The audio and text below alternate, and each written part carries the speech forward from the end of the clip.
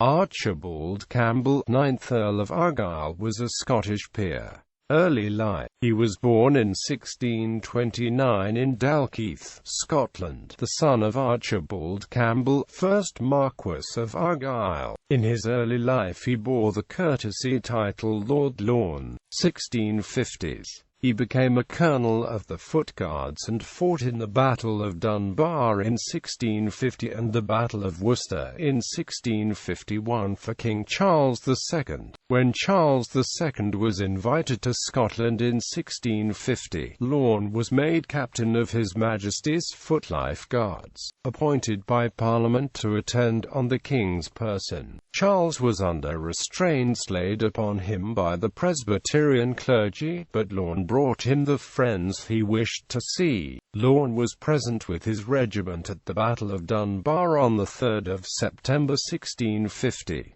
After the Battle of Worcester he joined Glencairn, who was in arms in the Highlands, with 700 soldiers and 200 horses, in the winter of 1653, and with him prepared to invade the lowlands at Ruthven, with the commission of Lieutenant General. His father had submitted to George Monk during the previous year. Between the various commanders of Glencairn's irregular force there were constant quarrels. Lorne and Glengarry fell out and drew upon each other, but were prevented from fighting, yet parted great enemies. Glencairn distrusted and slighted Lorne. When Lorne and Kenmure went in joint command of a force to suppress the Kintyre remonstrance, Kenmure thought that Lorne treated them more mildly than they deserved, and left him in order to carry his complaints to Glencairn. In March 1653-4 a quarrel took place, in which he was like to have been killed by young Montrose. Lorne shortly afterwards had a final dispute with his chief, as to whether the men of the district through which they were marching were subject, his vassals, to his and to no other person's authority. Refusing to give way, or to accept orders from Glencairn, Lorne now left him with his men, and for a while there was fear of an encounter, as a stream alone separated them.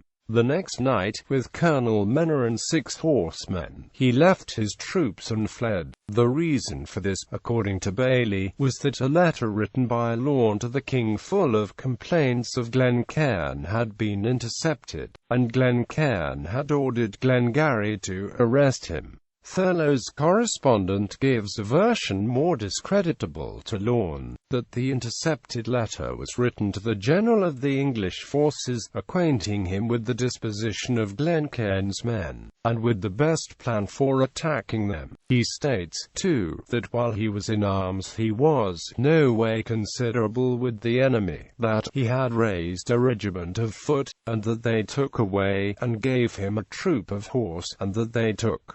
He will not readily be brought to act again. In May 1654, Cromwell published his Ordinance of Pardon and Grace to the people of Scotland. Lorne was among the numerous exceptions. On the 10th of June he was reported as being reconciled with his father, and as helping him to raise men for the English. This, however, is clearly erroneous.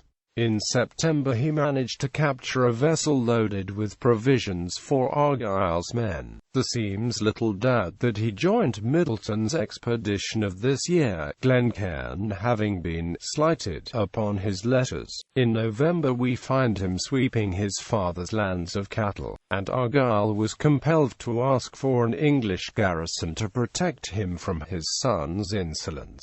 In the beginning of December, however, he was in such distress that he had to retire to a small island with but 4 or 5 men, and on the 16th of December Monk informed Cromwell that Lorne was to meet his father, and would probably come over to the Protector if admitted. Lorne, however, informed Argyll that he could not capitulate without the full concurrence of Middleton. He was suspected of having an agent with the king and of intriguing in England as well, and on the 30th of December 1654 Charles wrote from Cologne, thanking him for his constancy to Middleton. Middleton in all his distresses, acknowledging his good service upon the rebels, and promising future rewards. So obnoxious were he and his family to Cromwell that even Lady Lorne was on the 18th of January 1654 driven out of Argyll by the English, since her presence that caused the rebels to collect. It has been stated, indeed, that Lorne refused to make any engagements with the usurpers until he received the king's orders to capitulate, dated the 31st of December 1655.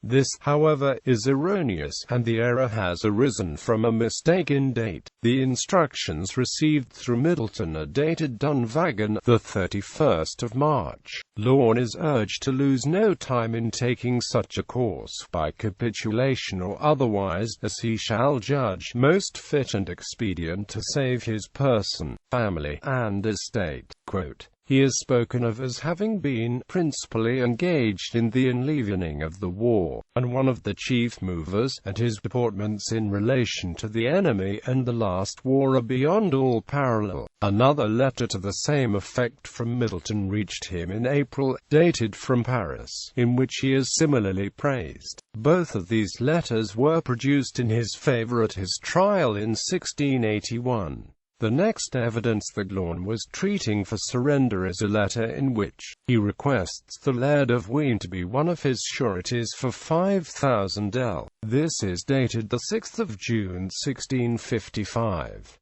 The conditions, which appear to have been drawn up in May and to have received Cromwell's approval in August, were that Lorne and the heads of clans serving him should come in within 3 weeks, that he should give good Lowland security for 5,000 L, his officers and vassals giving proportional security, that Lorne should have liberty to march with his horses and arms, the horses to be sold in 3 weeks, that he and his party should enjoy their estates without molestation, and should be freed from all fines or forfeiture. By the 8th of November Monk had bound Lorne in 5,000 L, as good security as could be had in Scotland, Lorne promising to live peaceably, and garrisons were admitted at Lochaber and Dunstaffnage to see that his promises were kept. Lorne was at this time carefully watched by Broghill, who bribed his servants, and who sent thorough accounts of his movements. On the 20th of November he urged Lorne's arrest, although he had done nothing to justify it, in order that enemies more dangerous at the time might think themselves secure and unobserved. On the 25th of November the king is reported to have great confidence in him, and on the 1st of January 1655-6 he is described as having again declared for Charles Stuart, and taken the island and garrison of Mull. On the 8th of January, notice is sent that he has had a meeting of all his friends, if such a meeting were held. However, it was nominally to take order with his debts, the great burden of which is emphatically noticed by Bailey. On the 13th of March other conditions were made between Argyll and the English, of which one was that he alone, whichever the Parliament might direct, should repair to England whenever desired, provided they had freedom within a compass of 20 miles,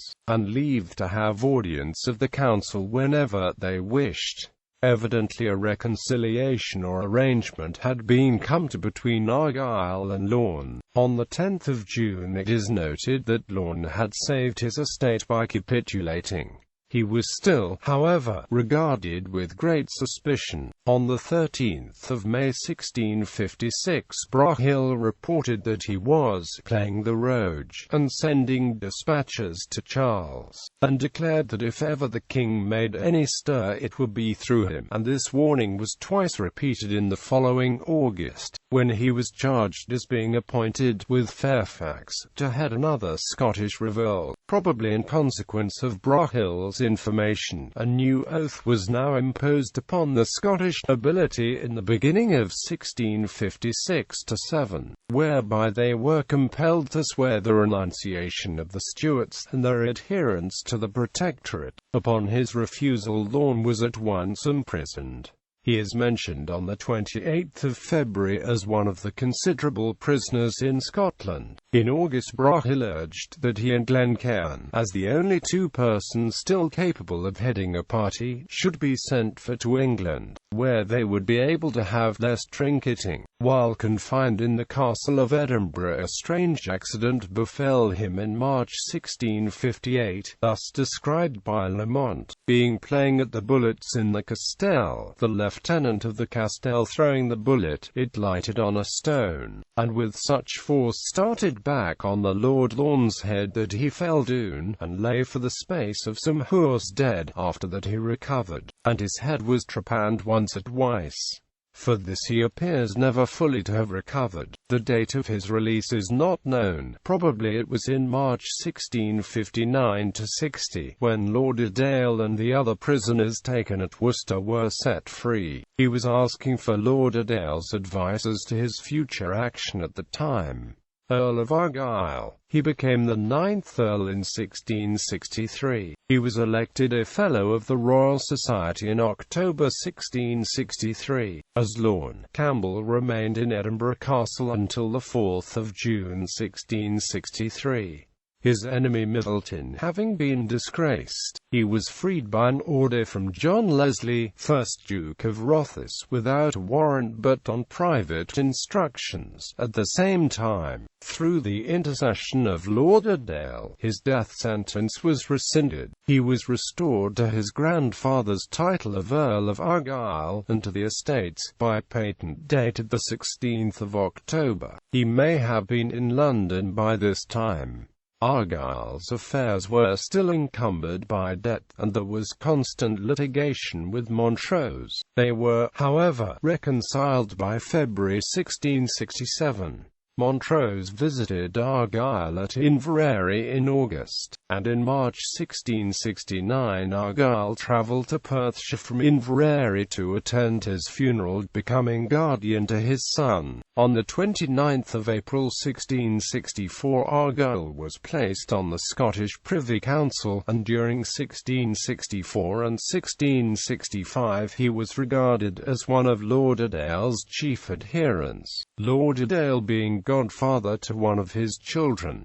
In May 1665 Argyll was disarming the Covenanters in Kintyre. He remained for the most part at Inverary, exercising his hereditary office of Grand Justiciar of the Highlands, and mediating between Highland chiefs. As one of Lauderdale's confidants he was, with Tweeddale, Kincardine, and Moray, opposed to the oppression of Rothes, Sharp, Hamilton, Balliol, and the needy nobility. There was animus against him on the council, especially from James Sharp. It surfaced in attempt to challenge his formal restoration to his hereditary offices in October 1666, and again when the Pentland Rising took place, when Sharp would not allow Argyll's forces to participate, fearing that he and his men would join the rebels. After the rout, the leaders of the rebels tried to reach the west coast to cross over to Ireland, and on the 14th of December Argyll received instructions from the Privy Council to capture them if possible. The treasurership was now taken from Rothes and placed in commission, and Argyll was made one of the commissioners. He also received from Charles II a new charter of all his lands, offices, and amc. On the 3rd of August he was appointed, with Athol and Seaforth, to have the oversight of the Highlands, which were in a disturbed state. He was still on good terms with Lauderdale, and upheld him against the party headed by Rothes.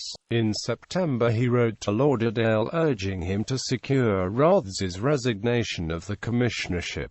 In May 1668 Argyll's wife died. In October 1669 Lauderdale visited as High Commissioner. Argyll, aware that Lady Dysart, who shortly became Lauderdale's second wife, was using her influence against him, made a point of attentions to Lauderdale at Berwick.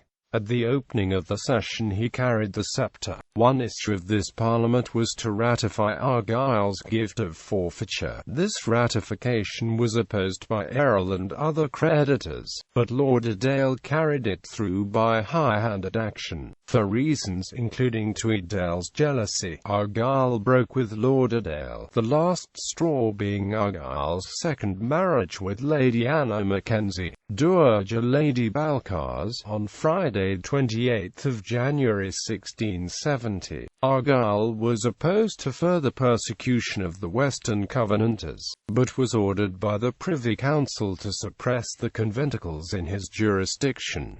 On the 11th of July 1674 he was made an extraordinary Lord of Session. He had in May been made a member of the Committee for Public Affairs appointed to put down conventicles. In 1677 he was still supporting moderate measures. He quietly rebuilt his alliance with Lauderdale, and the daughter of the second Duchesses of Lauderdale married his eldest son, Lord Lorne. On the 10th of October 1678 he received a commission to seize, with the aid of 3 companies, the Isle of Mull, where a vicious death war had been going on between Argyll and the Macleans since 1674. It took until 1680 for him to gain possession. Downfall. On the 12th of April 1679, in consequence of the Popish plot allegations in England, Argyll received a special commission to secure the Highlands, to disarm all Catholics, and to bear down several Highland chiefs suspected of popery. He had armed assistance for this purpose from the sheriffs of Dumbarton and Bute, but was soon called off. He was ordered with all his forces to Linlithgow's camp, and remaining suspicions of his intentions meant he was absent from operations against the insurgents. In 1680 James, Duke of York, came as High Commissioner to Scotland, and a parliament was held in 1681, Argyll bearing the crown at the opening on the 13th of August. James stated that the king thought him an overmighty subject, his hereditary judicatories practically making him the real king of a large part of the west of Scotland. Argyll, finding himself isolated, assured James that he would firmly adhere to his interests, and signed a letter of the council to Charles,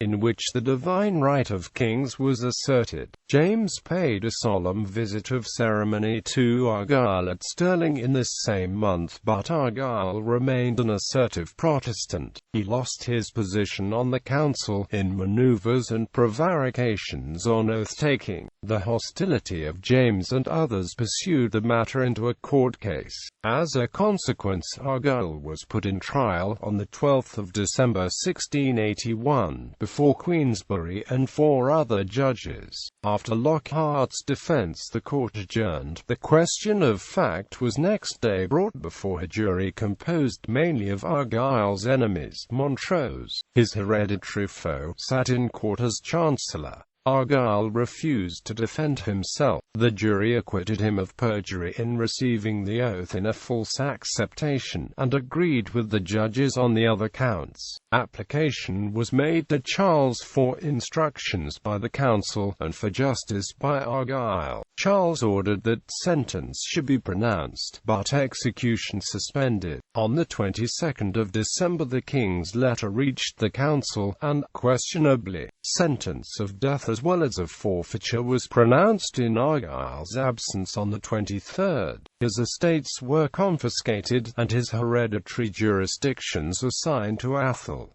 Escape and exile. At the end of 1681 Argyll was therefore in Edinburgh Castle, under expectation of imminent death. On the 20th of December, however, Sophia Lindsay obtained leave to visit him. She brought with her a countryman as a page, in wig and his head bound up as if he had been in a fight. He and Argyll exchanged clothes, and she left the castle in floods of tears, accompanied by Argyll. At the gate Argyll Argyll stepped up as lackey behind the coach. On reaching the custom house he slipped quietly off into one of the narrow wynds adjacent. He first went to the house of George Pringle of Torwoodley, who had arranged for the escape, and by him was conducted to William Veitch, in Northumberland, who in turn brought him under the name of Hope to London. In London Argyll was sheltered by Mrs. Smith, wife of a rich sugar baker. He also found refuge with Major Abraham Holmes, who had arrested him when Lord Lorne in 1656-7. After a delay of some time Mrs. Smith took him to her country house at Brentford.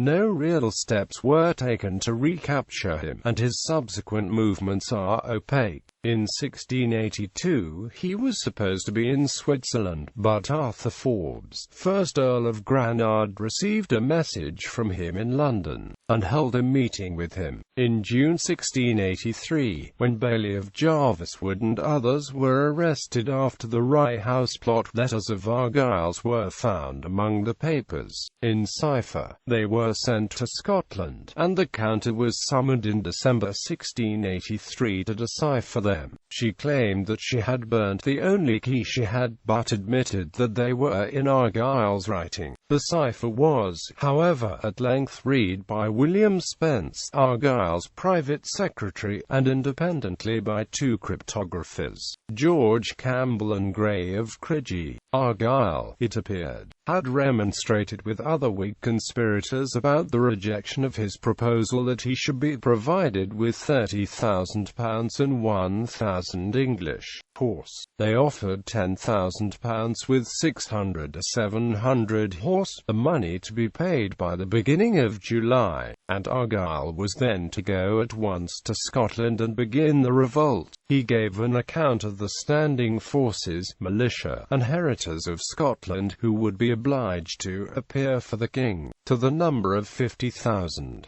Half of them, he said, would not fight. He represented too that his party needed only money and arms, and he desired Holmes to communicate fully with his messenger from Holland. Holmes was himself arrested and examined on the 28th of June 1683, and from his replies it appeared that Argyll was then in London. In October Preston wrote from Paris, informing Halifax that Argyll had his agents in France, and added his belief that he had, after consultation with his friends in Holland, gone back to Scotland. On 28 and the 29th of June 1684 Spence was examined before the English Privy Council, but he said nothing against Argyll. In July he was sent to Scotland, and was tortured, but no more was learned from him then. He is said to have read the cipher on the 22nd of August. In September 1684 Argyll's Chartist and family papers were found concealed in a tenant's house in Argyllshire. The Argyll expedition, at the time of the Monmouth rebellion against James VII in 1685, Argyll was general of the forces which invaded Scotland in support of the rebellion. For the 17th of April 1685, Argyll became involved in the cabals which took place under the Duke of Monmouth. On the death of Charles II, he moved from Friesland to Rotterdam on the Neuse, and was present at a meeting of Scots in Amsterdam on the 17th of April 1685, at which an immediate invasion of Scotland was decided on, and was appointed Captain General. He was among those who insisted that Monmouth should promise never to declare himself king. He carried on his preparations with £10,000 given by a rich English widow in Amsterdam, and £1,000 from John Locke. He sailed from the Ville on one of the 2nd of May 1685 with about 300 men in 3 small ships, accompanied by Patrick Hume, John Cochrane, a few more Scots, John Alof and Richard Rumbold. They anchored at Carriston in Orkney on the 6th of May, where his secretary went ashore, and was arrested by the bishop. The plan was discovered, but Argyll sailed by the Minch towards the coast of his own country. but was compelled by contrary winds to go to the Sound of Mull. At Tobermory he was delayed 3 days, and then with 300 men whom he picked up he went across to Kintyre, a Covenanter stronghold. At Campbelltown Argyll issued a declaration. James had caused the death of Charles. Monmouth was the rightful heir, and that by him he had been restored to title and estates. He had previously sent his son Charles to raise his former vassals, who now held of the king, but very few answered the summons of the Fiery Cross, and all his son could do was to garrison the castle of Carnissery. Here he spent time to no purpose, and then marched to Tarbet, where he sent out a second declaration. He denied the statements of his enemies that he had come for private advantage, and promised to pay both his father's debts and his own. At Tarbet, Argyll was joined by Sir Duncan Campbell with a large body of men. An invasion of the lowland Scotland was settled on by a council of war, but Argyll demurred. At Bute he was detained for 3 days, and his forces then marched to Cornwall in Argyllshire. After a pointless raid on Greenock, he moved off to Inverary, but after the appearance of 2 English frigates compelled him to shelter under the castle of Allungry. He took Ardkinglass Castle, but gave up on taking Inverary, and returned to Allungry. He then proposed to attack the frigates, but was frustrated by a mutiny among his men. The garrison of Allungry deserted. The king's ships took those of Argyll, with the cannon and ammunition, as well as the castle of Allungry, and Argyll's standard, on which was written, "For God and religion, against popery, tyranny, arbitrary government, and Erastianism." In a poor situation Argyll took up the lowland enterprise. Near Dumbarton he encamped in an advantageous position in the face of the royal troops, but his proposal to fight was overruled, and the rebels retreated without any engagement towards Glasgow. It crossed to the south side of the River Clyde at Renfrew by Kirkpatrick Ford, dwindling from 2,000 to 500 men, and after 1 or 2 skirmishes with the troops commanded by Ross and William Cleland, Argyll found himself alone with his son John and 3 personal friends. To avoid pursuit they separated, only Major Fullerton remaining with Argyll. Having been refused shelter at the house of an old servant, the two crossed the Clyde to Inchinnan. There, after a struggle, Argyll was taken prisoner on the 18th of June by the militia. He was led first to Renfrew and then to Glasgow. On the 20th of June he arrived at Edinburgh, taken to the castle and put in irons.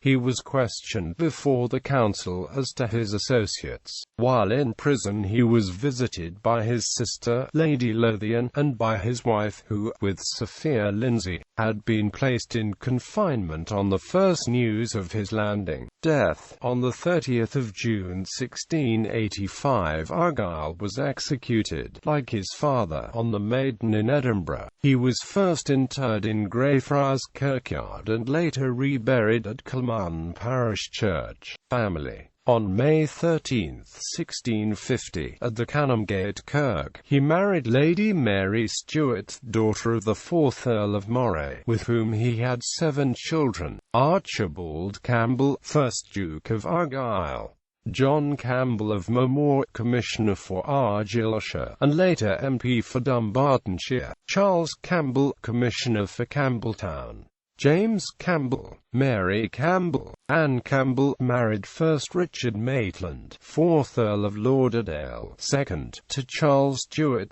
6th Earl of Moray. John Campbell married William Kerr, 2nd Marquess of Lothian. He married again, in 1670, the widow Lady Anne Mackenzie, Countess of Balcarres. She survived her husband being spared execution, and died of old age in 1707.